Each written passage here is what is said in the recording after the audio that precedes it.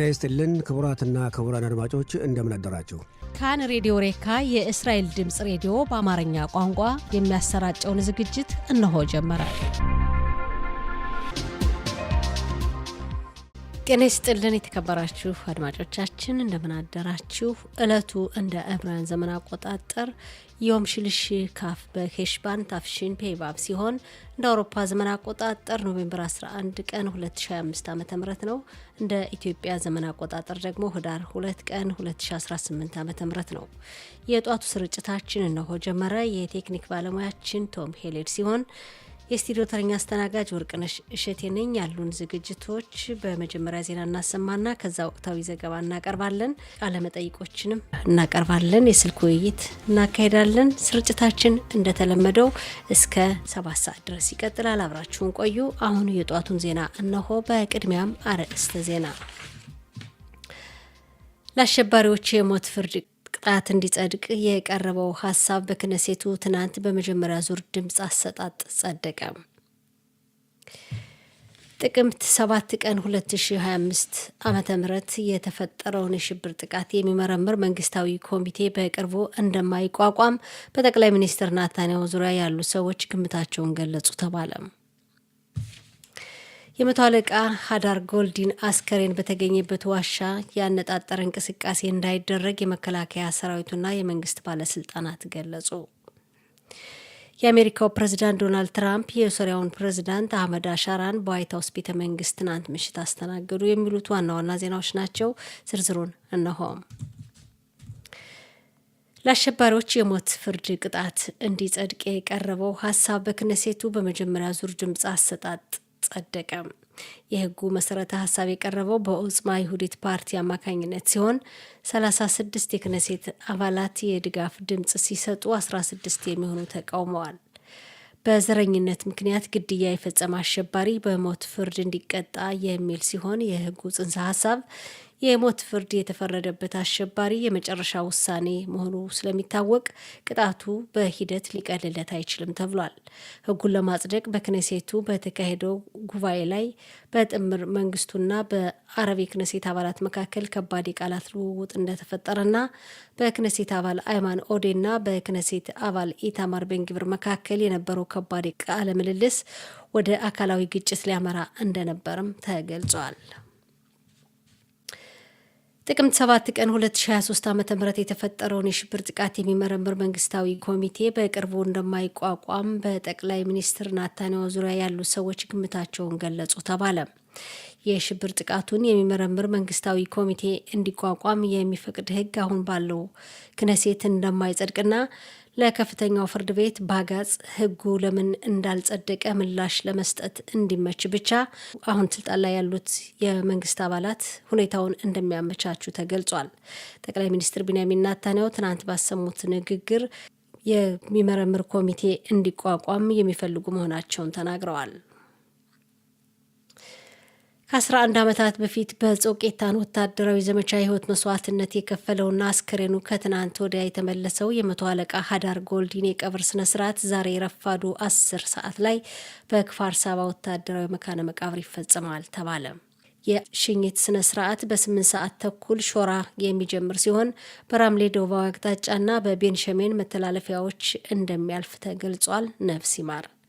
በሌላ ዜና የመቶ አለቃ ሃዳር ጎልዲን አስከሬን በተገኘበት ዋሻ ያነጣጠረ እንቅስቃሴ እንዳይደረግ የመከላከያ ሰራዊቱና የመንግስት ባለስልጣናት ገለጹ ተባለ። በዋሻው እንቅስቃሴ እንዳይካሄድ የተከለከለው የሃዳር ጎልዲን አስከሬን ስሙ በስውር ተገልጾ እንደነበረ በተፈጠረ ጥርጣሬና በአደራዳሪ ሀገራት ላይ ቁጣን እንዳይፈጥር እንዲሁም ሐማስና የቀይ መስቀል ድርጅት ሰራተኞች ቀሪ አስከሬኖችን ለማግኘት በሚያደርጉት ፍለጋ ላይ ችግር ላለመፍጠር እንደሆነ ተገልጿል። ወታደራዊ እንቅስቃሴው እንዲያቆም የተደረገው በኢታማጆር ሹም ኢያል ዛሚር ፈቃድና በድርድር ኮሚቴ ኃላፊው ሚኒስተር ሮን ደርመር እውቅና እንደሆነ ተገልጿል። የደህንነት ባለስልጣናቱ እስራኤል ከጥቅምት 7 በፊት እንደነበረው ሐማስ በሚያጽፋቸው መመሪያ እየሄደች ነው የሚል ምላሽ የተሰጠ ሲሆን በመከላከያ ሰራዊቱና በጠቅላይ ሚኒስትሩ ቢሮ በኩል ገና ምላሽ አልተሰጠም። ኢራን ዘመናዊ ሚሳኤሎችን ለማምረት እንቅስቃሴዋን እያደሰች ነው ተባለ። እስራኤል ሁኔታውን በቅርብ እየተከታተለች መሆኑን አንድ የእስራኤል የደህንነት ባለስልጣን የገለጹ ሲሆን እስራኤል የፕሬዝዳንት ዶናልድ ትራምፕ የስልጣን ጊዜያቸው ሳይጠናቀቅ ከ2029 ዓ.ም በፊት የኢራንን አስተዳደር ለመጣል ሁኔታዎችን ማመቻቸት አለባት ብለዋል። የአሜሪካው ፕሬዝዳንት ዶናልድ ትራምፕ የሶሪያውን ፕሬዝዳንት አህመድ አሻራን በዋይት ሀውስ ቤተ መንግስት አስተናገዱ ተባለ። ፕሬዝዳንት አሻራ በዋሽንግተን ያካሄዱት ጉብኝት ዓላማው በአሜሪካ አማካኝነት በእስራኤልና በሶሪያ መካከል የደህንነት ስምምነት ለመድረስ ሁኔታዎችን ለማፋጠን እንደሆነ የሶሪያን አስተዳደር በቅርብ የሚያውቅና የሶሪያ ባለስልጣን ለ11ኛው ቴሌቪዥን ጣቢያ ዘጋቢ ሮይ ኬስ ተናግሯል። በኩርድ ቡድን በኩል የሶሪያ መንግስት የዳሽን ድርጅት ከሚቃወሙ ቡድን ጋር ከተባበረ ለማህበረሰቡ አደጋ ይኖረዋል የሚል ስጋት እንዳለ ተገልጿል። ፕሬዚዳንት ዶናልድ ትራምፕ በዋይት ሀውስ ቤተ መንግስት ትናንት ምሽት ለጋዜጠኞች በሰጡት መግለጫ አህመድ አሻራ ጠንካራ መሪ መሆኑን ገልጸው ትናንት ምሽት ያሳለፉት ጊዜ ከባድ እንደሆነና ይሁን እንጂ ለአሻራ ሊያግዘውም እንደሚችል ተናግረዋል። ትራምፕ በተጨማሪም ሶሪያ በመካከለኛው ምስራቅ ወሳኝ ሀገር ናት፣ እንድትበለጽግም የምንችለውን ሁሉ እናደርጋለን፣ እስራኤል ከሶሪያም ሆነ ከሌሎች ሀገራት ጋር እንድትስማማ ከእስራኤል ጋር እየሰራን ነው፣ እየተሳካልንም ነው በማለት ከፕሬዝዳንት አሻራ ጋር በድጋሚ እንደሚገናኙ ያላቸውን ተስፋ በመግለጽ በማህበራዊ መገናኛ ገጻቸው ላይ ጽፈዋል። የሶሪያው ፕሬዝዳንት ከዶናልድ ትራምፕ ጋር ተገናኝተው ከተወያዩ በኋላ ሀገራቸው የደህንነት ስጋት እንደሌለባትና ከዚህ በኋላ የቃል ኪዳን ወዳጅ እንደሆነች ወደ አዲስ ዘመንም እንደገባች አስታውቀዋል። የሶሪያው ፕሬዝዳንት አሻራ ከእስራኤል ጋር በአብርሃም ስምምነት ማዕቀፍ የዲፕሎማሲ ግንኙነት የሚሳተፉ እንደሆነ ተጠይቀው በሰጡት ምላሽ የሶሪያ ሁኔታ ከሌሎች በአብርሃም ስምምነት ከተሳተፉ ሀገራት እንደሚለይና የጎላንን ኮረብታ በሚቆጣጠር ድንበር ከእስራኤል ጋር ሀገራቸው እንደምትዋሰን ገልጸው አሁን ባለው ሁኔታ በቀጥታ ድርድር እንደማይጀምሩ፣ በሂደት ግን ፕሬዝዳንት ዶናልድ ትራምፕ ወደዚህ ስምምነት ሊወስዱን ይችላሉ ብለዋል። በፎክስ ኒውስ በተደረገላቸው ቃለ መጠይቅ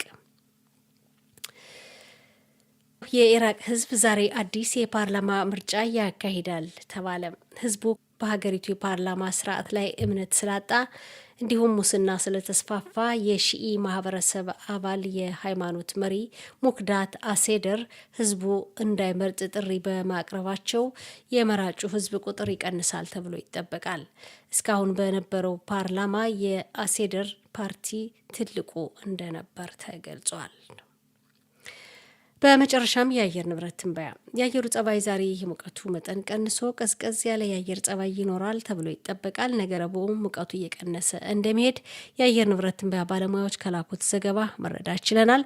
የዛሬው ቀን የሙቀት መጠን በዲግሪ ሴንቲግሬድ በኢየሩሳሌምና አካባቢዋ 25፣ በቴል አቪቭ 26፣ በሃይፋ 24፣ በብኤርሸባ 27፣ በኤላትና አካባቢዋ 32 ዲግሪ ሴንቲግሬድ ይደርሳል።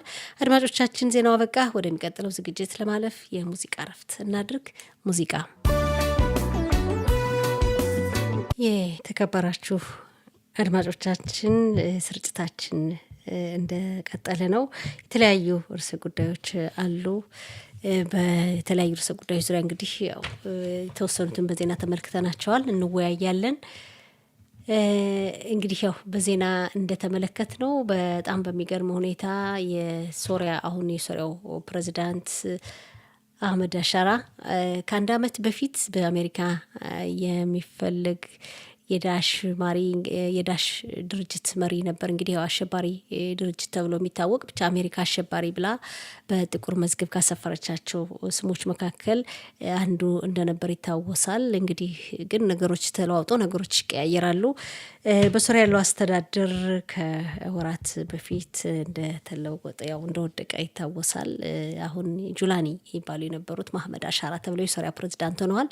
ለማንኛውም ትናንት በዋይት ሀውስ ቤተ መንግስት ፕሬዚዳንት ዶናልድ ትራምፕ ጋር ተገናኝተው እንደተወያዩ ተገልጿል። እንግዲህ የሶሪያው ፕሬዚዳንት የራሱ የሆነ አቋም እንዳለው በቀላሉ በተለይ ከእስራኤል ጋር ባለው ሁኔታ ለወደፊቱ እንግዲህ አሜሪካ የምታመጣውን ሁኔታ እናያለን እንጂ በቀጥታ ግን ድርድር አንጀምርም ማለታቸው ተገልጿል።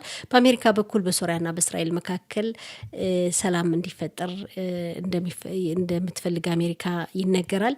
በተለይ ለጊዜው የደህንነት ስምምነት ለመፈራረም ነው። እንግዲህ በደህንነቱ ጉዳይ፣ በጸጥታው ጉዳይ አብሮ ለመስራት ከሶሪያ ጋር። ሶሪያ እንግዲህ እስራኤልን በድንበር የምታዋስን ሀገር ናት። ለዛውም ራማታ ጎላን በጣም ወሳኝ የሆነ ስትራቴጂካዊ ቦታ ነው እንደሚታወቀው። ይህ አካባቢ ያው እስራኤል በ1967 ዓ.ም በነበረው ጦርነት የተቆጣጠረችው ቢሆንም ከዛ በኋላ በዶናልድ ትራምፕም በቀደመው የስልጣን ዘመናቸው ያን አካባቢ ራማታ ጎላን የራማታ ጎላን ኮረብታዎች በእስራኤል ግዛት ስር እንደሆነ እውቅና መስጠታቸው ይታወሳል። እንግዲህ ይሄ አካባቢ ሶሪያም የኔ ነው ትላለች፣ ግን ለበርካታ ዓመታት እንግዲህ ከዛ ጀምሮ በእስራኤል ስር ነው። በእስራኤል ቁጥጥር መሆኑም ደግሞ በአሜሪካ በኩል እውቅና ተሰጥቶታል። ቦታው ግን በጣም ወሳኝና ስትራቴጂካዊ ቦታ ነው። እንግዲህ ያን ድንበር ስለሚያዋስን የኛ ሁኔታ እንደ ሌሎች ሀገራት አይደለም ማለቱ ታውቋል። የሶሪያው ፕሬዚዳንት አህመድ አሻራ እስራኤልና ሶሪያ በድንበር ስለሚገናኙ በቀላሉ በአብርሃም ስምምነት ከተሳተፉ ሀገራት ጋር አብረን እኛም ላንሳተፍ እንችላለን፣ ምክንያቱም የኛ ሁኔታ ከሌሎች ሀገራት ለየት ያለ ነው፣ ለዛውም ራማታ ጎላን በሚቆጣጠር ረዘም ባለ ድንበር ስለምንዋሰን የኛ ሁኔታችን ለየት ይላል ብለዋል። ግን ለወደፊቱ አይታወቅም። ለወደፊቱ በዶናልድ ትራምፕ አማካኝነት ወደዚህ ስምምነት ልናመራ እንችል ይሆናል የሚል ሀሳብ መስጠታቸው ታውቋል። ከዛ ውጭ ግን ሀገራቸው ሶሪያ ከዚህ በኋላ ወደ አዲስ ዘመን እንደጀመረች ያው እንደ የሽግግር ዘመን ላይ እንደሆነች እና ከዚህ በኋላ የደህንነት ስጋት እንደሌለባት እንዲሁም የቃል ኪዳን ሀገር እንደምትሆን ያው እንግዲህ ከሌሎቹ ሀገራት ጋር የቃል ኪዳን ሀገር ናት። ከዚህ በኋላ በሶሪያ ላይ የደህንነት ስጋት የደህንነት ዛቻ የለባትም በማለት ተናግረዋል። እንግዲህ የአሜሪካ በኩልም በጣም በአንድ ጊዜ እንግዲህ በአጭር ጊዜ ውስጥ እምነት ሰጥተው በሶሪያው ፕሬዚዳንት ላይ እንደሚታወቀው የተለያዩ ማዕቀብ ተጥሎበት ነበር። ያን ማዕቀብ እንደተነሳ ይታወሳል። የተባበሩት መንግስታት ድርጅት ባሳለፍነው ሳምንት ነው ማዕቀቡን ያነሳው። ያው በአሜሪካ ጥያቄ ነው የማዕቀቡም እንዲነሳ እየተደረገው እና እንግዲህ በአሜሪካ መንግስት በኩል ሶሪያን ዶናልድ ትራምፕም ከሶሪያው ፕሬዚዳንት ጋር ተገናኝተው ከተወያዩ በኋላ ትናንት በዋይት ሀውስ ቤተ መንግስት ለጋዜጠኞች በሰጡት መግለጫ ሶሪያ በጣም ወሳኝ ሀገር መሆኗን ገልጸዋል። በመካከለኛው ምስራቅ ውስጥ ወሳኝ ሀገር ናት። እንድታድግና እንድትበለጽግም ምንችለውን ሁሉ ጥረት እናደርጋለን። ከእስራኤል ጋርም እስራኤል ከሌሎች ሀገራት ጋር እንደምናደርገው በሶሪያም ተስማምተው እንዲኖሩ ከእስራኤል ጋር እየሰራን ነው፣ ጥረታችንም እየተሳካልን ነው በማለት ተናግረዋል። እንግዲህ በሶሪያ በኩል ያለው ሁኔታ ይሄ ነው። እውነትም የሶሪያው ፕሬዚዳንት እንግዲህ በፎክስ ኒውስ ነው ቃለመጠይቅ ተደርጎለት ሀገሬ ወደ አዲስ ዘመን ተሸጋግራለች፣ አዲስ ዘመን ጀምራለች፣ የደህንነት ስጋት የለባትም ከዚህ በኋላ የቃል ኪዳን ሀገር እንጂ ብሏልና ብዙ ነገሮች ተቀይረዋል። እንግዲህ ያለውን ሁኔታ እናያለን። እውነትም እንግዲህ ከእስራኤል ጋር በድንበር ስለምትዋሰን ሁኔታው ሌላ ነው። እውነት በሶሪያ ያለው ሰላም የተረጋጋ ነው ወይ ይቀጥላል ወይ በሂደት የሚታይ ጉዳይ ነው። አሁን ያለው ሁኔታ ግን ይሄን ይመስላል። ሌላው ኢራን ናት። እንግዲህ ኢራን አሁንም በጣም ዘመናዊ የሆነ አደገኛ የሚሳኤል ጦር መሳሪያ እያመረተች ነው፣ ለማምረት ያው እንቅስቃሴዋን እያደሰች ነው የሚል መረጃ ወጥቷል። እንግዲህ በእስራኤል በኩል በቅርብ ሁኔታውን እየተከታተሉት ቢሆንም ግን ኢራን አሁንም ለእስራኤል ያው በእስራኤል ላይ የዛተች እንደሆነ አርፋ እንዳልተቀመጠች ተናግረዋል በግልጽ። ይህን አደገኛ የሆነ የጦር መሳሪያ ሚሳኤል የማምረት ስራዋንም እንደምትቀጥል ተነግሯል። በኢራን እንግዲህ እንደ መፍትሄ በተለይ የእስራኤል የደህንነት ባለስልጣናት እንደገለጹት እንደ መፍትሄ የታየው ጉዳይ የኢራንን አስተዳደር የኢራንን መንግስት ለመጣል ጥረት ማድረግና እንቅስቃሴ ማድረግ ነው። ምናልባት የኢራን ሕዝብ በአምባገነን መሪ ስለሚመራ እንጂ በኢራን ላይ እንግዲህ በርካታ ችግሮች እንዳሉ ይነገራል። የመጠጥ ውሃ እንኳን ችግር እንደተፈጠረ እየተነገረ ነው። ሕዝቡ በበርካታ ማህበራዊ፣ ፖለቲካዊ ጉዳዮች ላይ አስቸጋሪ ሁኔታ ውስጥ እንደሚገኝና ችግር እንዳለ ይነገራል። አምባገነን መንግስት እንግዲህ ያው የታወቀ ነው፣ አምባገነን ነው መንግስቱ። የኢራን አስተዳደር ከወደቀ ህዝቡ ሌላ ፍላጎት ይኖረዋል። ሌላ እንግዲህ ሀገሪቱን የጦር መሳሪያ ምርት ከማምረት ይልቅ ወደ ልማት የሚያመጣ መንግስት ቢኖር ለህዝቡ ጥሩ ሊሆን ይችላል። ይህ እንግዲህ እንደ መፍትሄ እንደ አማራጭ መፍትሄ የታየ ነው። የኢራን ህዝብ ኃይል ብርታት አግኝቶ ይህን አስተዳደር መጣል ከቻለ በኢራን ያለው ታሪክ ሊለወጥ ይችላል። ስለሆነም የእስራኤል የደህንነት ባለስልጣናት እንደሚሉት አሁን በተለይ የአሜሪካው ፕሬዚዳንት ዶናልድ ትራምፕ ስልጣን ላይ ባሉበት ዘመን እንግዲህ የዶናልድ ትራምፕ የስልጣን ዘመን በ2029 ዓመተ ምህረት ነው ይጠናቀቃል። ያው የሚጠናቀቀውና እስከዛ ድረስ እስራኤል የኢራንን አስተዳደር ለመጣል ጥረት ብታደርግ እንግዲህ ጥሩ ነው፣ በኢራን ያለው ሁኔታ ሊቀየር ይችላል የሚል ሀሳብ እያቀረቡ መሆናቸውን እንግዲህ በተለይ ለ11ኛው ቴሌቪዥን ጣቢያ ዘጋቢዎች የእስራኤል የደህንነት ባለስልጣናት ይህን ሀሳብ የሰጡ መሆናቸው ተገልጿል።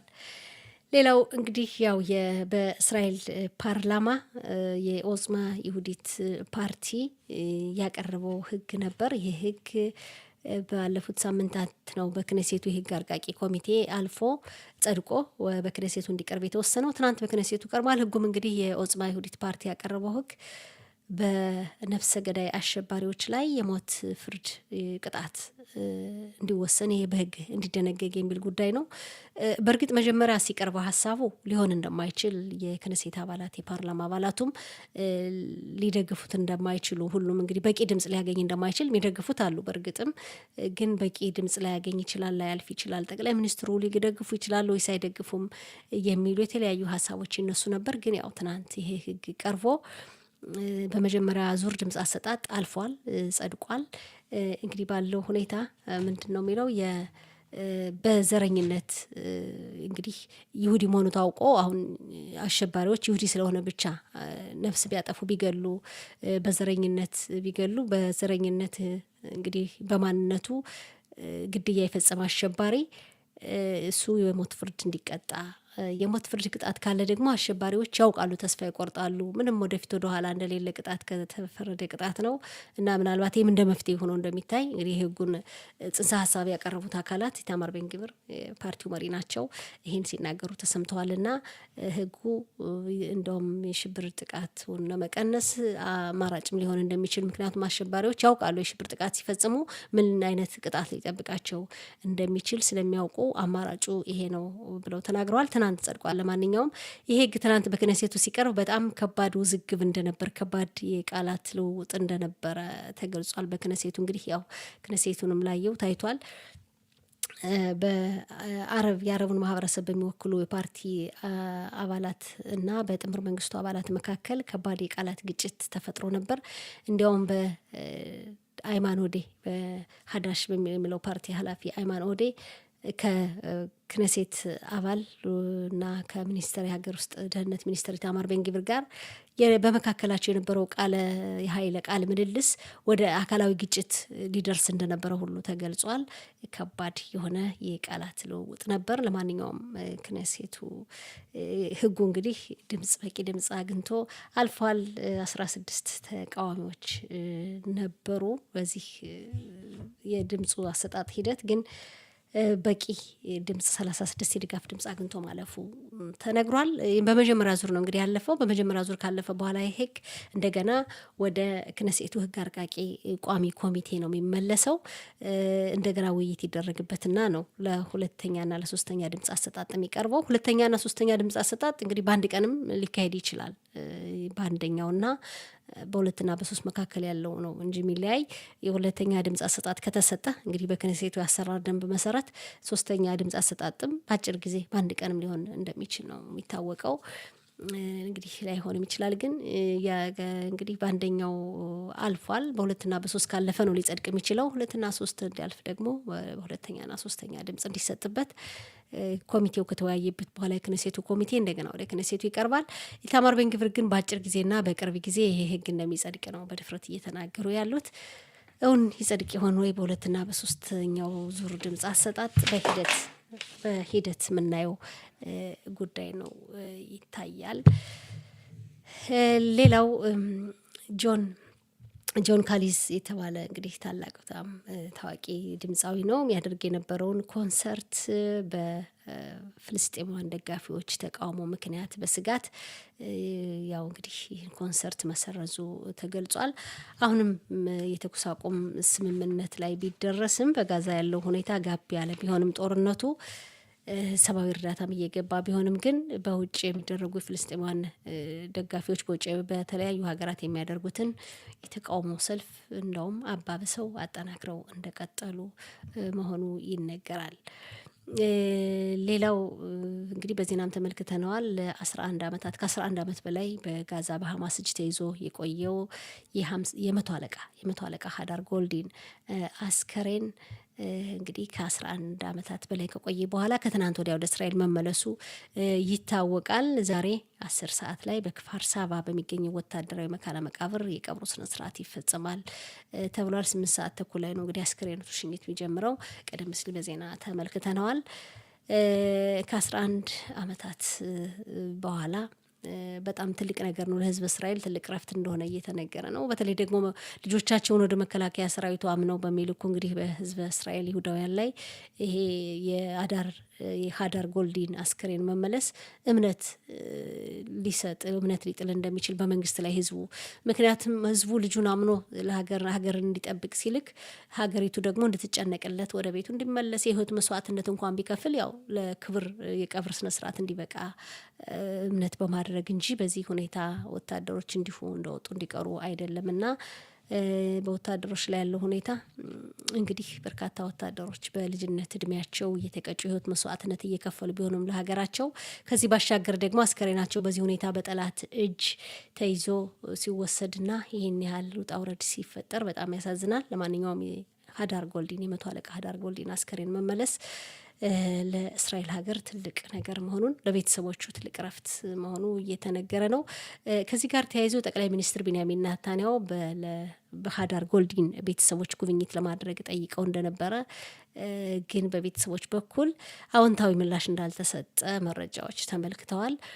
አስከሬኑ እንደተመለሰ ጠቅላይ ሚኒስትር ኔታንያሁ ወደ ክፋር ሳባ ነው ቤተሰቦቹ ሄደው በቤተሰቡ ለመጠየቅና ጉብኝት ለማድረግ የጠቅላይ ሚኒስትሩ ሰዎች ጠይቀው ነበር። ነገር ግን ቤተሰቦች አሁን ባለው ሁኔታ እኛ ከራሳችን ጋር መቀመጥና ከራሳችን ጋር ከውስጣችን ጋር መነጋገር እንፈልጋለን ተውን በማለት እንዲህ አይነት ምላሽ እንደሰጡ ነው የሚነገረው። እንግዲህ በእርግጥ እንዲህ ሲንል ምክንያት ይኖረዋል እያንዳንዱ ይህን የሚልበት ምክንያት ያለውን ሁኔታ ግን መረጃው ይሄን ይመስላል። በኢራቅ ደግሞ ቀደም ሲል እንዳየነው በዜናው ባጭሩ ተመልክተነዋል። ዛሬ የፓርላማ ምርጫ እንደሚካሄድ ተነግሯል። በኢራቅ እንግዲህ በጣም በሀገሪቱ የፖለቲካ ስርዓት ላይ ህዝቡ እምነት እንዳጣና ሙስና ወይም የጉቦ ሁኔታ ስርዓትን በጣም እንደተስፋፋ ህዝቡ እንደተሳቀቀ ይነገራል። እንግዲህ በፓርቲዎች መካከል የሀገሪቱ ዛሬ አዲስ ፓርላማ ነው የሚመረጠው። እንግዲህ የነበረው ፓርላማ ተበትኖ አዲስ ፓርላማ ከፓርቲዎች መካከል የፓርላማው አባል ፓርቲዎች አንድ ትልቅ ፓርቲ እንዳላቸው የሚነገረው የሃይማኖት መሪ አህዳአት ይባላሉ። ህዝቡ ለምርጫ እንዳይወጣ ድምፁን እንዳይሰጥ ጥሪ ያቀርበዋል። ምክንያቱም በሀገሪቱ ያለ የፖለቲካ ስርዓት ህዝቡ እምነት የሚጥልበትና የታመነ ስላልሆነ በዚህ ሁኔታ ህዝቡ እንዳይመርጥ ጥሪ ያቀርበዋልና በቂ ድምጽ ላይሰጥ ይችላል፣ ህዝቡ ላይ መርጥ ይችላል እየተባለ ነው። እንግዲህ አድማጮቻችን ስርጭታችን ይቀጥላል። የተለያዩ ዝግጅቶች አሉን።